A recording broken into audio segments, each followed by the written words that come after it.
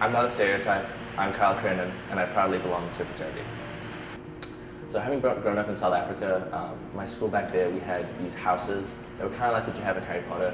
I was in a house called Bramley, which was fairly similar to what I now found out was what a fraternity is like. A bunch of brothers coming together to strive for the same goal, working together to get good academics, play well on the field, and just outside life improving with one another.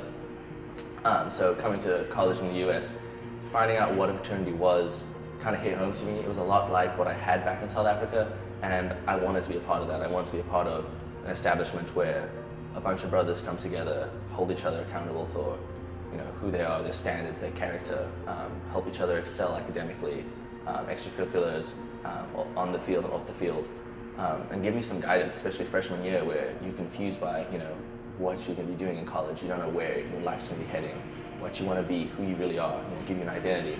And joining fraternity was kind of the biggest point in my life that gave me some guidance. It helped me realize who I was and what kind of people I want to surround myself with, men of character, men of principle.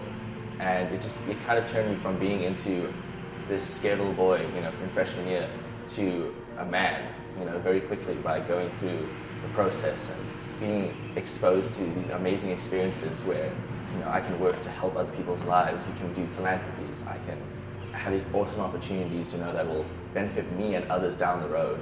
And that was what fraternity to me was, and how it spoke to me, and why I really wanted to be a part of it.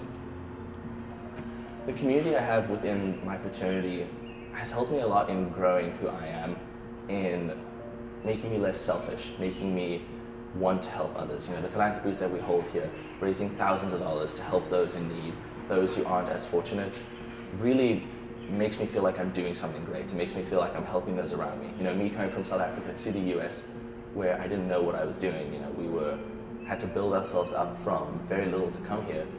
It feels sobering to be able to give back to the same country that gave so much to me, gave me these opportunities to have a better life, to be safer, to have an awesome future that I myself and my future children can have. And it's a sobering experience to be able to do something like that. And the community itself just helped me, grow as a person, do well academically. My brothers push me to excel when it comes to sports. They come and they watch me and cheer me on, and that's an amazing experience. I've got an extended family here. I have some of my best friends that I've have found in the US, I found here in the fraternity, and they've pushed me for greatness, and I've been able to push them as well, and they've changed my life, and I've been able to change theirs.